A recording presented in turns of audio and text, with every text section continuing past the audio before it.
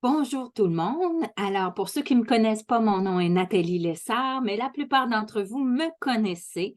Je serai une des deux accompagnatrices pour ce magnifique voyage avec Lucie Prévost, que vous connaissez certainement. Donc, nous voici, vous le voyez à l'écran, à 60 jours aujourd'hui de notre belle croisière sur le Norwegian Bliss au départ de Los Angeles pour visiter la Costa mexicaine. Alors, aujourd'hui, ce que je vais faire, c'est vous présenter les excursions qu'on a sélectionnées pour vous. Avant de commencer, je vais juste vous rappeler de ce qui s'est passé avec les vols. Alors, vous expliquer plutôt ce qui s'est passé avec les vols. Nous avions réservé des vols directs de Montréal qui partaient tôt le matin, le 10, et on arrivait en fin d'avant-midi pour faire notre tour de ville. Malheureusement, on a réservé ça très longtemps d'avance avec Air Canada et les vols ont changé, les vols directs ont changé, sont maintenant le soir. Donc, ça ne fonctionnait plus du tout avec notre horaire et surtout, aurait fallu rajouter une nuit à Los Angeles. Ça augmentait beaucoup les prix. Alors, nous avons décidé de partir de Ottawa. Alors, pour la plupart d'entre vous, c'est un plus et avec une connexion à Toronto. Ce qui fait que nous arrivons à Los Angeles à 14h35, si tout va bien, et le temps de reprendre les valises et de sortir. Donc, on s'est dit que ce serait un petit peu trop serré pour faire le tour de ville en arrivant. Donc, voici ce qui va arriver. Quand on arrive, notre transfert est là, on s'en va directement à notre hôtel qui est le Sonesta Select qui est près de l'aéroport. On l'avait choisi parce que le soir, on veut vous offrir d'aller visiter Santa Monica, donc qui est plus près de la jetée de Santa Monica. Donc, contrairement à ce qu'on avait dit du départ, on va relaxer à l'hôtel. Je vais vous offrir le transfert. Ben, en fait, je vais vous proposer le transfert vers Santa Monica. Je vais vous en parler tantôt. Et le lendemain matin, c'est là qu'on fera notre tour de ville de Los Angeles pour ensuite faire le transfert jusqu'au navire. Alors ça, c'est le petit changement que je voulais vous parler ce matin. Mais commençons tout de suite avec l'offre d'excursion. Avant de commencer, je veux vous expliquer comment on a fait. Puisque c'est le sud, hein, les Caraïbes et le Mexique, c'est plus difficile dans ces endroits-là d'avoir des guides francophones et de privatiser les excursions. Ça coûte beaucoup plus cher.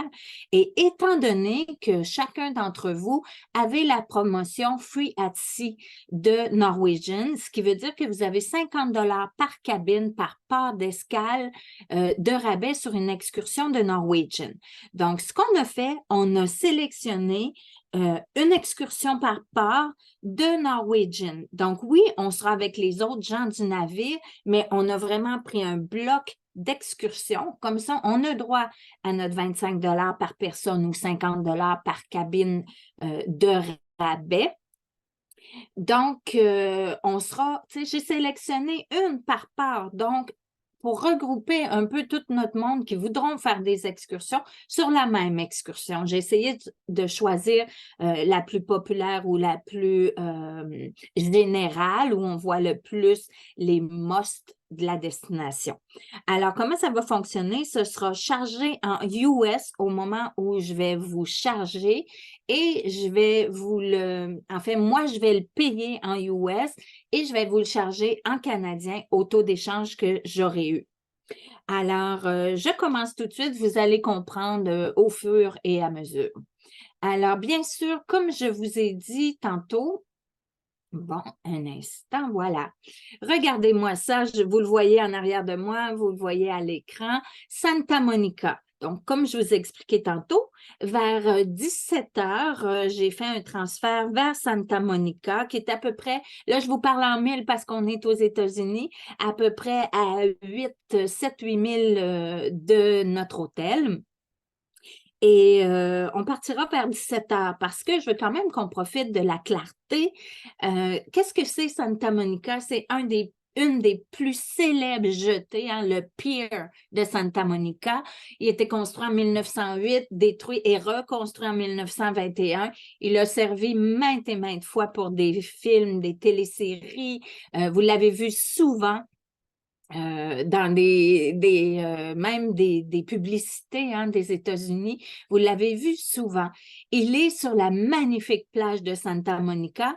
Donc, ce qu'on va faire, on arrive là-bas, vous êtes libre, mais Lucie Prévost et moi, on va vous suggérer quoi découvrir. Vous pourrez venir avec nous, mais on va quand même vous suggérer des choses. Il y a l'aquarium, il y a le fameux parc, il y a des restaurants.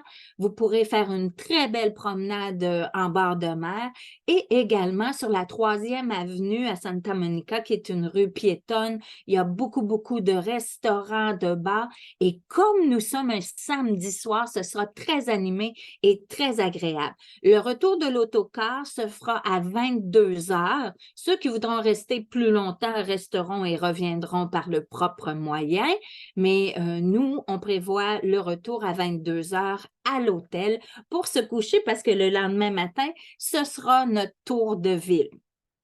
Alors, on embarquera sur le navire et la première journée sur le Norwegian Bliss, elle est en mer pour en profiter, se reposer, recharger nos batteries pour les excursions et les escales à venir. Bien sûr, ceux qui me connaissent, cette croisière-là est toujours très animée.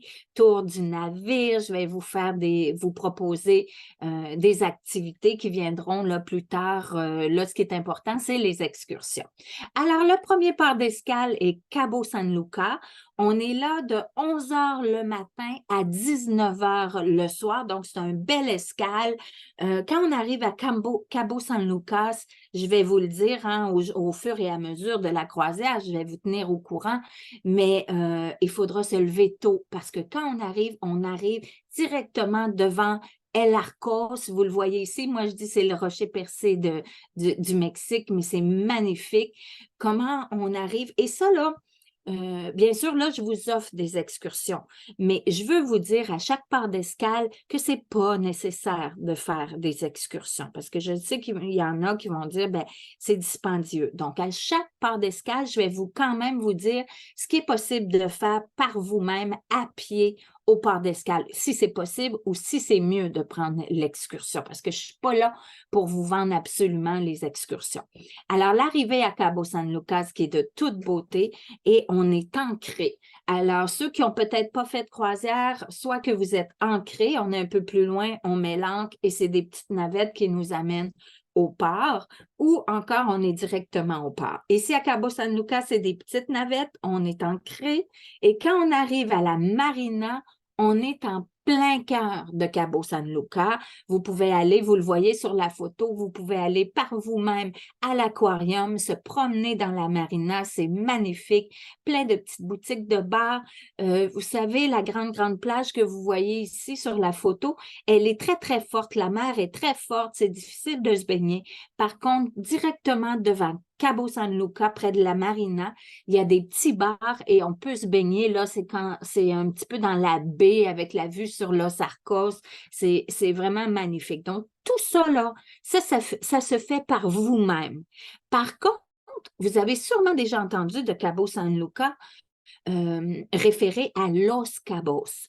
Los Cabos, c'est la région, il y a 2 villages ou villes, eux disent une ville, Cabo San Lucas, où est la marina, où on arrive, et il y a San José del Cabo, c'est là qui est l'aéroport, et un beau petit village. Donc, ceux qui voudront faire l'excursion avec l'excursion que j'ai choisie, elle est de 4 heures. Donc, bien sûr, on va prendre la navette jusqu'à la marina. De là, on va monter à bord du véhicule avec notre guide qui sera anglophone. Hein? Ça, c'est très important que vous sachiez que les excursions de Norwegian sont en anglais, à moins qu'il y ait beaucoup de francophones qui aient réservé les excursions, puis que par miracle, ils ont trouvé un guide francophone, mais partez à l'idée que toutes les excursions sont en anglais. Alors, on embarque dans l'autocar, on fait une belle promenade parce que regardez la photo du bas, vous voyez que Cabo San Lucas ou Los Cabos est vraiment entre mer et montagne et désert. C'est très désertique. Donc, la première route qu'on fera, vous allez pouvoir découvrir la route plus désertique de la Basse-Californie, hein, parce qu'on est en Basse-Californie. Le premier arrêt sera dans une verrerie locale où on peut observer les artisans au travail. Vous allez voir leurs techniques ancestrales, puis découvrir aussi toutes les créations qui ont fait très colorées dans la boutique de souvenirs.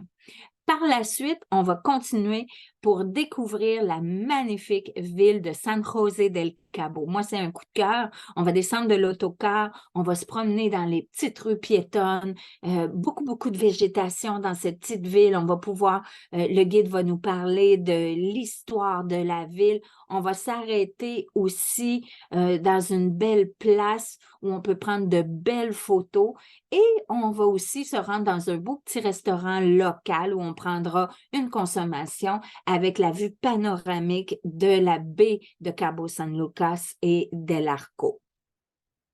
Ensuite, on revient au port, on descend avec notre guide pour aller justement voir Cabo San Lucas, où est la marina. On pourra visiter à pied avec le guide qui va pouvoir nous parler de la colonie, des origines, la flore indigène de la région. On pourra aussi, bon, par la suite, avec le guide, on fera une petite promenade de 10 minutes pour se rendre où nous débarquent les navettes du navire.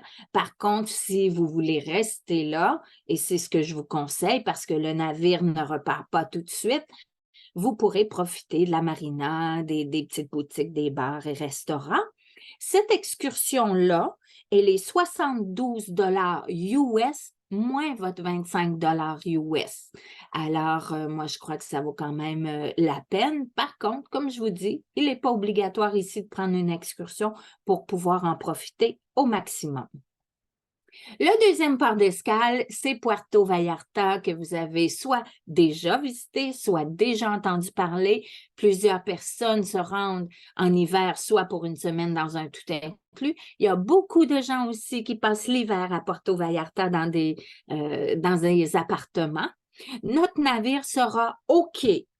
En fait, le quai de Puerto Vallarta peut accueillir 3 navires. S'il y a plus que 3 navires, on peut être ancré, mais ce serait très malchanceux d'être ancré à Puerto Vallarta. Mais je voulais quand même vous le dire que ça se peut. Mais habituellement, on est au port. On est à Puerto Vallarta de midi à 20 heures. Puerto Vallarta, c'est un mélange de culture, d'histoire et de modernisme. Le port se trouve vraiment pas très loin de la vieille ville, du Malecón, de cette grande promenade en bord de mer. En fait, le port est devant le Walmart. Tous ceux qui sont déjà allés à Puerto Vallarta connaissent le Walmart parce que c'est l'endroit pour l'autobus local. D'ailleurs, on peut prendre l'autobus local pour se rendre au centre-ville, vraiment pas cher. Sinon, un taxi du port au centre-ville, c'est grosso modo 7 US. Et à Puerto Vallarta, c'est aussi l'endroit où il est facile d'avoir des passes qu'on appelle dans des hôtels pour aller passer la journée à l'hôtel, utiliser leur infrastructure moyennant un frais là. L'excursion que je vous propose ici, c'est un 4 heures Puerto Vallarta City Site. On découvre vraiment Puerto Vallarta dans sa splendeur. On va embarquer dans l'autocar, on va prendre l'autoroute principale qui nous amène à l'autre bout de la vieille ville. On pourra visiter le centre de la ville où on va voir la cathédrale, la magnifique cathédrale. Ici, vous voyez son clocher avec toute l'histoire. On va passer aussi devant l'hôtel de ville. On va se rendre complètement au sud de la ville pour aller voir et prendre des photos du magnifique quartier, le quartier le plus élégant, le plus chic de Puerto Vallarta, Conchas Chinas. Et ensuite, on va revenir avant de revenir, on va arrêter d'un super beau restaurant, prendre une consommation et ensuite, on se dirige vers la vieille ville avec notre guide. Il nous fera découvrir les petites places et tout ça. Et on aura du temps libre pour le magasinage, pour flâner dans la vieille ville, pour aller se promener sur le Malecón. Hein. Sur le Malecón, on peut trouver de beaux artistes, des œuvres d'artistes locales et internationales.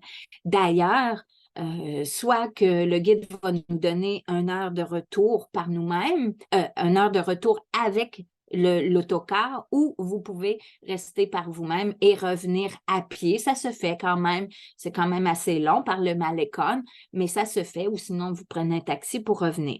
Donc, tout ça, par contre, se fait par vous-même. Si vous prenez un taxi, se rendre au centre-ville, ça se fait quand même assez bien, mais vous n'aurez pas les explications et vous ne vous rendrez pas probablement au plus beau quartier complètement au sud de la ville. Cette excursion-là coûte 55 US, dure 4 heures. Toujours le 55 US moins votre 25 par personne. Ensuite, le prochain port d'escale est Mazatlan. Mazatlan a déjà été très populaire auprès des tourismes canadiens. Maintenant, c'est difficile. Il n'y a pas beaucoup de vols vers Mazatlan. Donc, je suis très, très, très contente de pouvoir vous faire découvrir Mazatlan. Moi, j'adore Mazatlan. Très typique, beaucoup plus typique, moins commercial, beaucoup moins gros que Puerto Vallarta, mais très, très, très intéressant. D'ailleurs, Mazatlan, on sera là, c'est un court escale, hein, c'est de 7 heures le matin à 14 heures, donc à 2 heures l'après-midi. C'est un port très, très commercial. Comme je vous ai dit, ils sont un peu moins touristiques. Donc, le port est très commercial. Tous les navires et là, je cherche le nom français de container, de marchandises, bon, voilà, arrivent au même port que nous. D'ailleurs, le port offre un transport obligatoire là, entre le navire et le terminal parce qu'on est au travers des navires commerciaux. Et du terminal, c'est à peu près 20 minutes de marche ou en taxi, là, ça se fait très, très bien vers la vieille ville. Mazatlan, c'est vraiment un endroit magnifique, des belles plages si vous voulez aller à la plage. Pour les gens qui aiment le golf, c'est vraiment la destination golf. Ceux qui voudront aller peut-être jouer une partie de golf. Moi, l'excursion que je vous ai choisie, c'est Mazatlan Old Town Walking Tour. Alors, une fois qu'on est rendu au terminal avec le petit transfert, soit vous êtes libre, hein, vous n'avez pas pris d'excursion, vous pourrez prendre ces petits taxis. Il y a deux sortes de taxis originales à Mazatlan, vous le voyez ici. Ça, c'est le Auriga, c'est des pick-up, des petits camions modifiés en transport de touristes. Et il y en a plein, plein, plein, plein, plein. Et il y a aussi les petits carts de golf, que c'est des taxis. Eux autres, on les appelle les Pulmonia. Et ça coûte vraiment pas cher. Plus cher qu'un taxi normal, mais c'est très agréable parce qu'on se promène le long de la mer pour se rendre au centre de la vieille ville. Avec l'excursion que je vous propose, qui est 4 heures également, ils viennent nous chercher avec ces petits camions-là et nous amènent au centre de la vieille ville parce que c'est un tour à pied. Et on va arriver là au milieu du centre-ville, près du bureau de poste. On va aussi voir la basilique cathédrale de l'Immaculée qui date du 19e siècle. On va aussi explorer le cœur du centre historique de Mazatlan. En flânant là, dans les rues, notre guide va nous parler de l'histoire de la région et on va pouvoir découvrir les vieilles maisons tout au long du chemin. Vous verrez l'endroit où autrefois on trouvait le Grand Hôtel et où se retrouve maintenant la Maison de la musique. On va aussi visiter une chose que j'aime beaucoup, beaucoup, la magnifique opéra Angela Peralta, elle est nommée en l'honneur d'une célèbre chanteuse d'opéra mexicaine que vous connaissez sûrement. Sinon, si vous prévoyez prendre l'excursion, allez taper dans Google Angela Peralta et vous allez comprendre pourquoi elle est si populaire. En marchant dans les rues pavées, on va arriver avec le guide à l'ancien front de mer Olas Atlas, qui est un bord de mer pas aussi grand et pas aussi impressionnant que celui de Puerto Vallarta, mais c'est là qui est bordé de bars, de cafés, de restaurants. Et on va marcher jusqu'au bout, et vous le voyez ici, un promontoire rocheux pour observer les plongeurs, hein, ces plongeurs qui sautent de la falaise dans moins de 1 mètre d'eau. Alors, on pourra regarder ça. Puis, encore là, nous autres, on aime bien ça. Le tour de ville se termine dans un restaurant pour prendre une consommation ensemble, manger des chips et de la salsa ensemble. Ce sera très agréable. Vous aurez la possibilité de retourner directement au navire avec le guide ou prendre un taxi pour se rendre à la Golden Zone. Ça, je vais vous en parler parce que vous allez en entendre parler si vous débarquez à Mazatlan. Il y a deux sections principales à Mazatlan, le vieux centre-ville et le Golden Zone. Golden Zone, c'est la zone touristique pour les touristes, beaucoup de magasins, les gens qui ont des condos, il y a quelques hôtels tout inclus. C'est la zone hôtelière où il y a des restaurants, des boutiques, plus haut de gamme que dans le vieux. Alors, si vous voulez aller visiter ça, vous pourrez prendre un de ces taxis, aller à la Golden Zone et revenir au navire rapidement parce qu'oubliez pas que l'escale est un petit peu moins longue, on repart à 2 heures.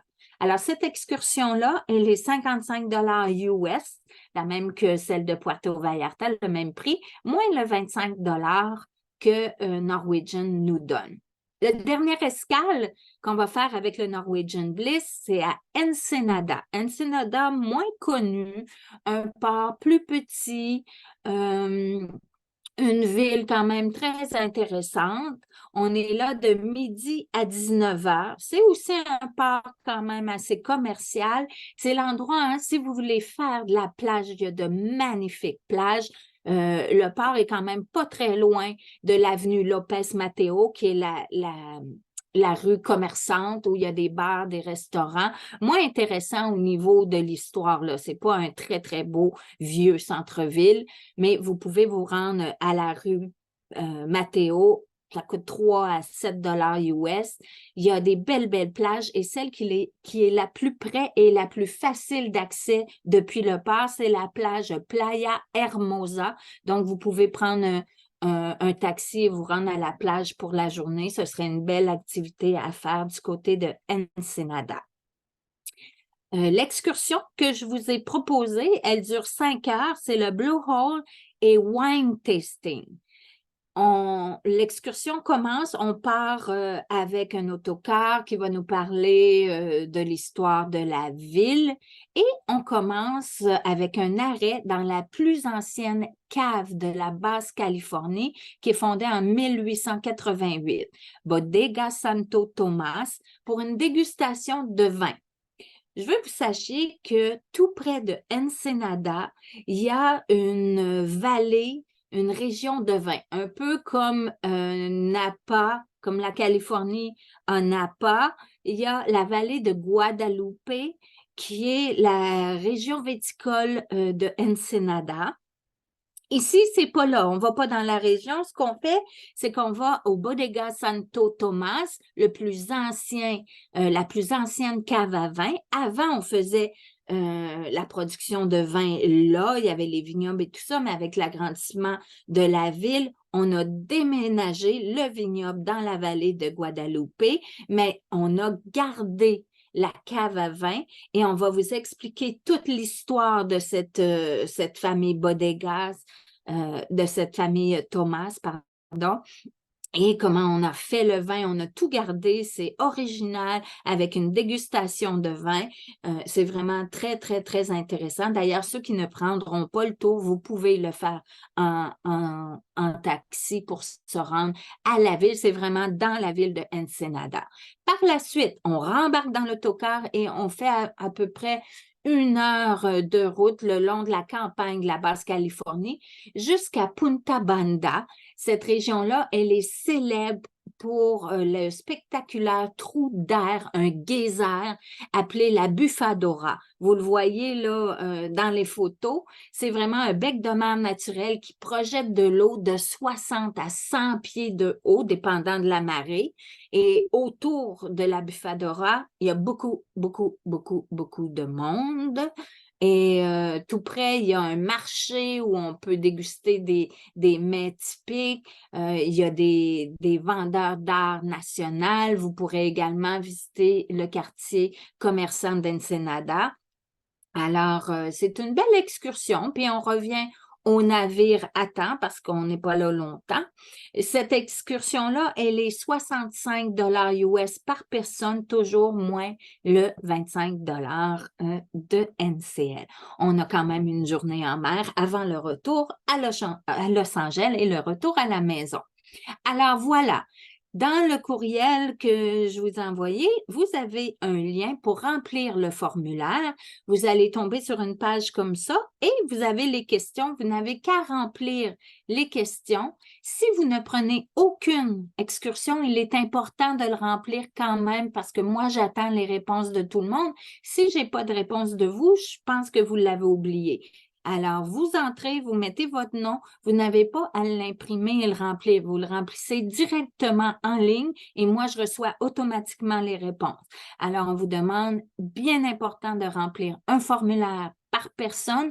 Vous répondez oui, je veux faire cette excursion-là, non merci. Vous allez voir, c'est très, très facile. Je vous l'ai fait facile. Et ce qui est très, très important, j'ai besoin de toutes les réponses, autant négatives que positives, au plus tard dimanche 5 heures. Il faut que lundi matin, j'ai toutes les données de toutes les excursions. Je dois remettre à Norwegian les excursions qu'on ne prendra pas. Alors, je répète, pour le 18 décembre, c'est-à-dire le 17, 5 heures, dimanche à 5 heures, j'aimerais que tout le monde ait rempli le lien. Si vous avez des questions en regardant le formulaire, gênez-vous pas, appelez au bureau, parlez à votre conseillère en voyage, 819-561-2220, ça leur fera un plaisir de répondre à vos questions. Alors, d'ici là, je vous souhaite un très joyeux Noël. Il nous reste que 60 jours avant notre belle croisière et peut-être mettre à votre agenda 23 ou 24 janvier pour une rencontre pré-voyage, remise de documents. Je vais vous revenir là avec l'endroit, l'heure, etc. Mais ce sera aux alentours du 23-24 janvier qu'on va faire cette rencontre-là. Alors, merci à vous et j'ai bien hâte de vous revoir.